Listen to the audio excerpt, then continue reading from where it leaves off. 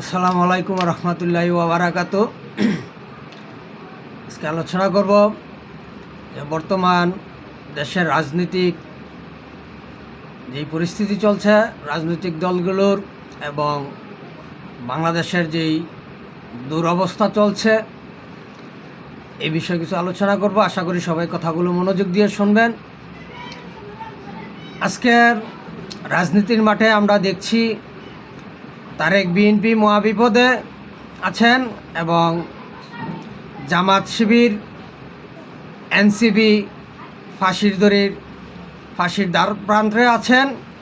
আজকে আমরা সেটাই স্পষ্টভাবে দেখতে পাচ্ছি এবং বুঝতে পারছি। আজকে দেশের রাজনীতির এই ভেয়াল অবস্থা হচ্ছে এর কারণ আজকে যেই ইউনূসের সাথে বিএনপি জামাত এনসিপি সমর্থনে অবৈধ ইউনূস সরকার যেই দেশবিরোধী চুক্তিগুলো করেছেন, সেই চুক্তি থেকেই আজকে আমরা বুঝতে পারছি, এই জাতি বুঝতে পারছে যে তারেক বিএনপি মহাবিপদে আছেন এবং জামাত শিবির এনসিপি ফাঁসির দ্বার প্রান্তে তারা পৌঁছে গেছেন। কারণ সত্য কখনোই গোপন থাকে না। সত্য হোক আর মিথ্যা হোক, এই দুটি শব্দ আমার একটা জিনিস, এটি কখনোই গোপন থাকে না। দুদিন আগে আর পরে এগুলো প্রকাশ পেয়ে যায়।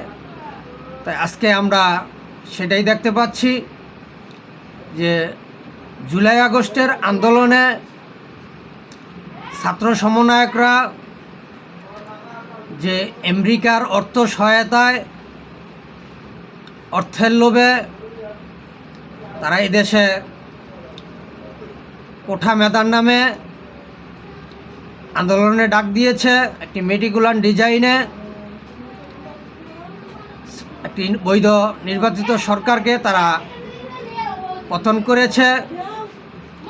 আজকে সেটা এক এক করে ফাঁস হচ্ছে বিভিন্ন সোশ্যাল মিডিয়ার মাধ্যমে বা সাংবাদিকদের মাধ্যমে। আমরা আজকে সেটি দেখতে পাচ্ছি যে তাদের কুকীর্তিগুলো এক এক করে ফাঁস হচ্ছে। কারণ তারা বুঝে গেছে যে তারা যে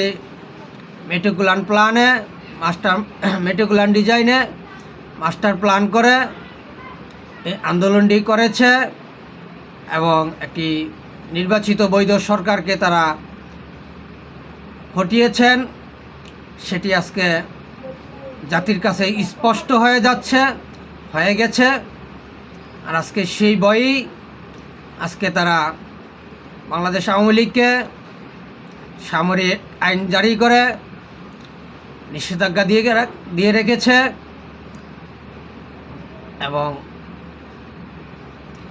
তারা যেখানে আজকে আমরা দেখছি বঙ্গবন্ধু কন্যা দেশরত জননেত্রী শেখ হাসিনা, উনি ঘোষণা দিয়েছেন ইতিমধ্যে যে উনি ডিসেম্বরেই দেশে আসছেন। সকল নেতাকর্মীদেরকে নিয়ে উনি দেশে আসবেন। আর সেই ঘোষণা থেকেই আজকে শেখ হাসিনা জনগণের নেত্রী হয়ে গেছেন। সেটা আমরা দেখছি। আজকে জনগণ তা কি চাচ্ছে, আজকে সাধারণ জনগণ, রিক্সাওয়ালা বলেন, আপনার গাড়ির বলেন, কৃষিখাতে বলেন, সর্বস্তরের জনগণ আজকে একই কথা বলছে যে আমরা আগেই ভালো ছিলাম। কেন বলতে বাধ্য হচ্ছে। যেমন বিএনপি সরকার পূর্বে যে সরকার গঠন করে গেছেন, তারা দেশ পরিচালনা করেছেন, সেদিকে যদি তাকান, সেদিকে তাকালেও দেখতে পারবেন তারা বিশ্বের কাছে দুর্নীতিতে চ্যাম্পিয়ন ছিল। আজকে বর্তমান যখন তারা ক্ষমতায় আছেন, আজকেও তারা দুর্নীতি চাঁদাবাজ সন্ত্রাসী থেকে তারাও বিশ্বের কাছে আজকে আবারও চ্যাম্পিয়ন হচ্ছে দুর্নীতিতে। এবং জামাত শিবির এনসিপি তারা নারী দর্শনে প্রতিযোগিতায় নেমেছেন। আমরা দেখছি এক এক নেতার থেকে এক এক নেতায় বিএনপি জামাত মিলে তারা দর্শনের দিকে অগ্রসর হচ্ছেন। কারণ এই জামাত শিবিরের এই নারী দর্শন বা নারী নির্যাতন, এটার উদ্দেশ্য আজকে যদি আমরা ব্যাখ্যা করি তাহলে বুঝতে পারি তারা কেন আজকে নারীদের প্রতি এত আসক্ত হচ্ছেন, কেন তারা অবৈধ সম্পর্ক করছেন এবং জোরপূর্বক অর্থের লোভে জোরপূর্বকভাবে তারা নারীদেরকে দর্শন করছেন। এটার প্রেক্ষাপটে আজকে দেখা যাচ্ছে, আমরা বুঝতে পারছি যে 1971 সালে বাংলাদেশের স্বাধীনতার স্থীপিত মুসলিম নেতা, বাংলাদেশের জাতির পিতা জাতির জনক বঙ্গবন্ধু শেখ মুজিবুর রহমানের নেতৃত্বে বাংলাদেশের আওয়ামী লীগের অধীনে মুক্তিযুদ্ধের চেতনায় যখন যুদ্ধ চলছিল পাকিস্তানিদের সাথে,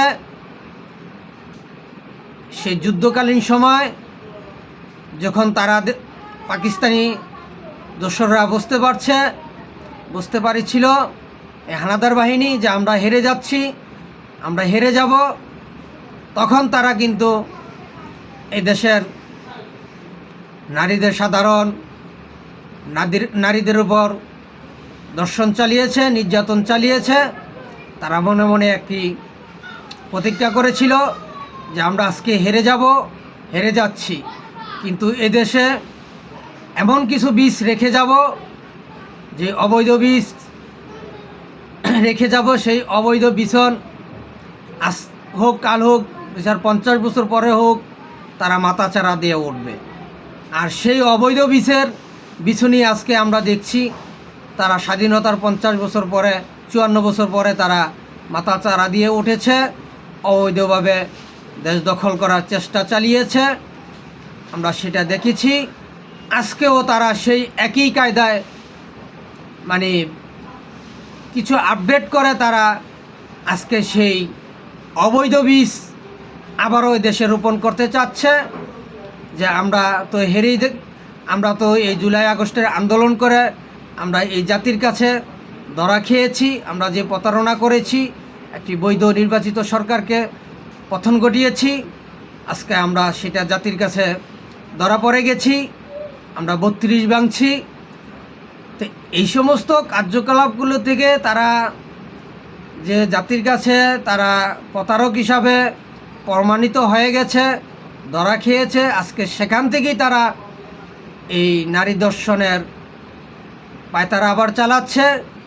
তারা এদেশে অবৈধ বীজ আবার রোপণ করে দিতে চাচ্ছে, যাতে আবারও 50 বছর পরে আসে এরকম অবৈধ বীজ দ্বারা এই দেশে একটি উত্থান হয়, আন্দোলন হয় এবং সরকার পতন হয়।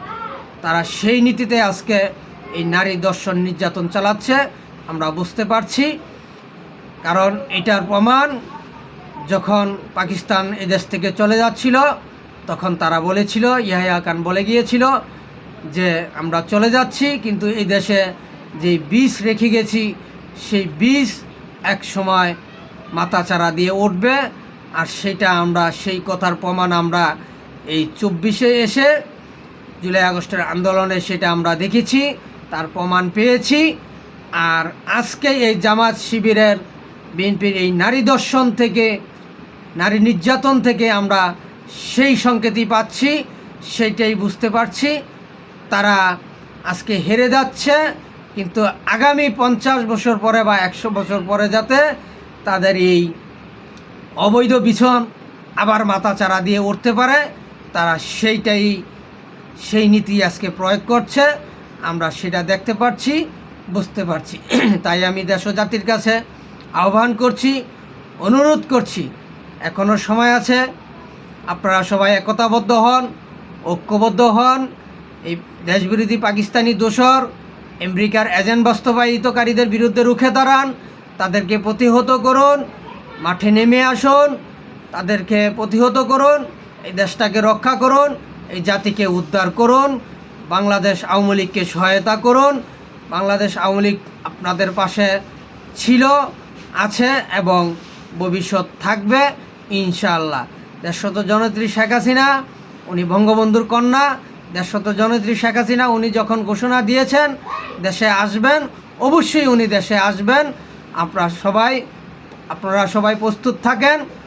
উনি যখনই দেশে আসবে অবশ্যই আমরা সবাই তার সাথে একসাথে মাঠে নামব এবং শাহজালাল আন্তর্জাতিক বিমানবন্দরে আমরা তাকে রিসিভ করব এবং তাকে সসম্মানে গণভবনে ফিরিয়ে আনব। এটাই আমাদের প্রত্যাশা হোক। আজকে এখানে এই পর্যন্তই। আমার কথায় যদি কোনো ভুল ত্রুটি হয়ে থাকে দয়া করে আমাকে ক্ষমার দৃষ্টিতে দেখবেন এবং আমার ভুলগুলো সংশোধন করার সুযোগ দিবেন। এই বলি শেষ করলাম। জয় বাংলা, জয় বঙ্গবন্ধু, জয় হোক সর্বস্তরের সচেতন জনগণের। আবারও বিজয় হবে মুক্তিযুদ্ধের সপক্ষের ইনশাআল্লাহ। আসসালামু আলাইকুম ওয়া রাহমাতুল্লাহি ওয়া বারাকাতুহু।